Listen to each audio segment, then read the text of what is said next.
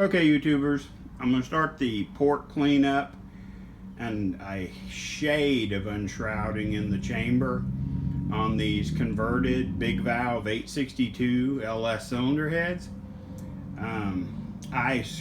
Basically what I did was I set the head gasket on the head and tried to mark out how far I could unshroud the intake valve, and literally, if you can see anything left of this little black magic marker line I made, that's where the gasket sits. And the gasket is slightly bigger than the cylinder. So if that tells you anything, when you're putting big valve 2-inch intake valve heads on a standard bore 4853 cylinder, that valve is really close to. I'm not going to port them as much as I did the first set of 862s because I want to try to maintain close to that 205 cc intake runner, maybe slightly improved exhaust runner size. But my main goal is just to get these things blended out from the transition to the larger valves and just get everything smooth. So shooting for, the 205 like before. I'm just going to do a little slight cleanup of the ports. Probably going to leave the rocker bump in because that makes a lot of extra volume that I don't really want.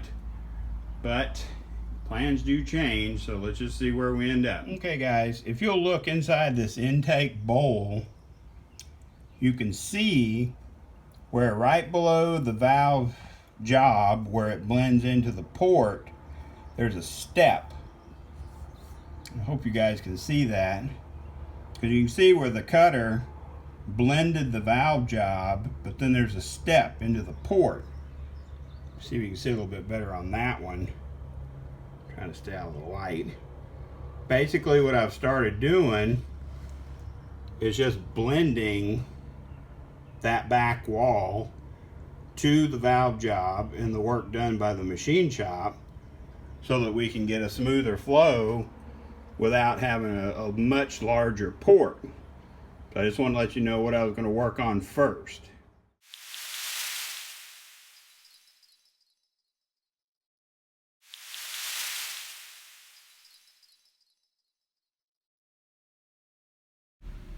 Alright guys, if you take a look at some of the work I've completed here, you can see where I have bowl cut and blended.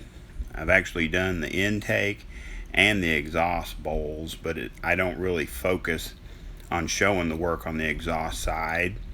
I just wanted you guys to get a better look at what it looks like once you remove all those casting flash lines and transition steps into the port.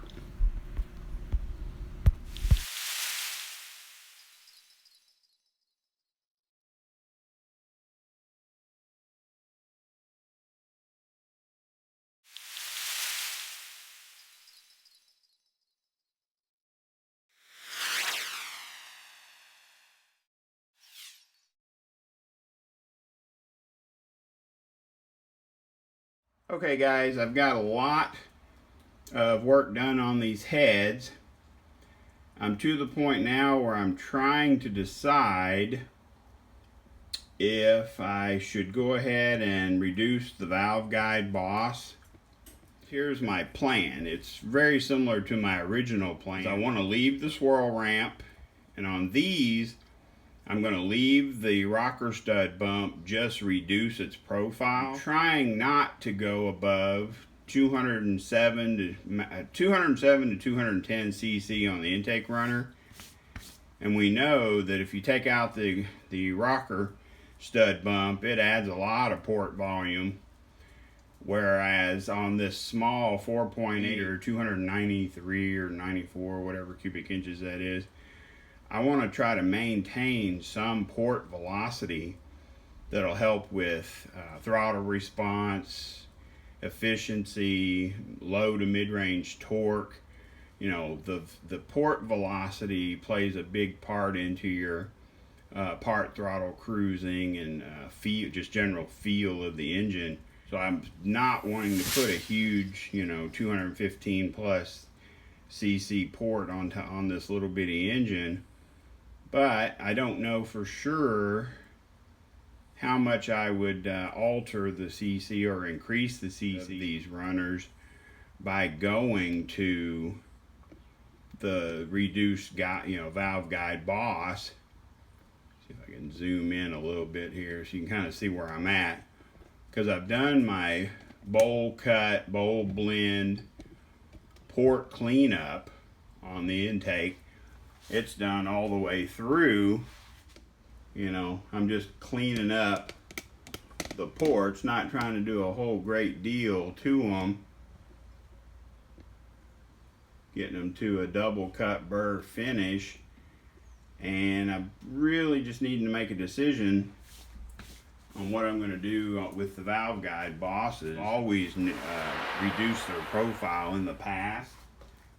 Here's a little bit closer, more close-up picture of a little bit of the work I've done on the bowl cut, bowl blend.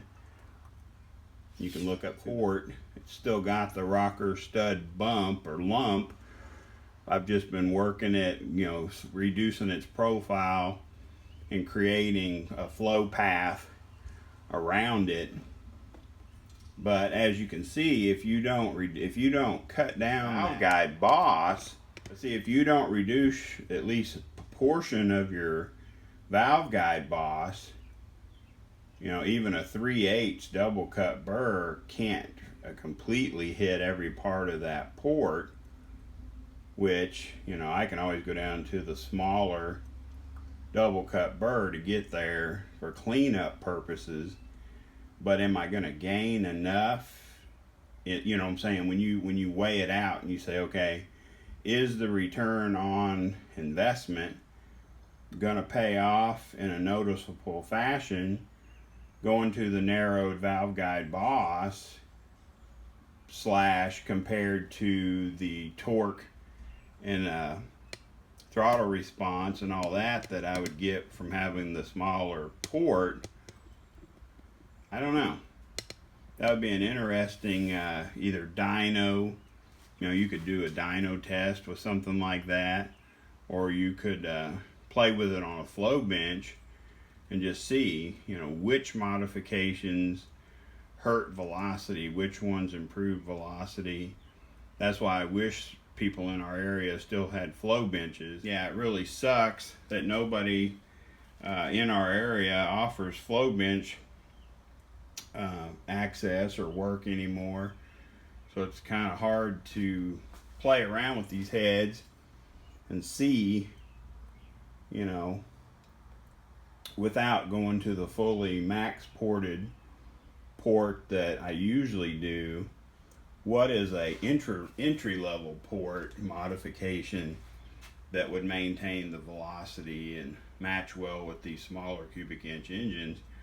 Because as we all know, you don't really have to port your heads when you go turbo, because there's plenty of people running, at least claiming that they're running, you know, unported LS heads and making just ungodly horsepower numbers at, you know, 20-25 pounds of boost. So I don't know.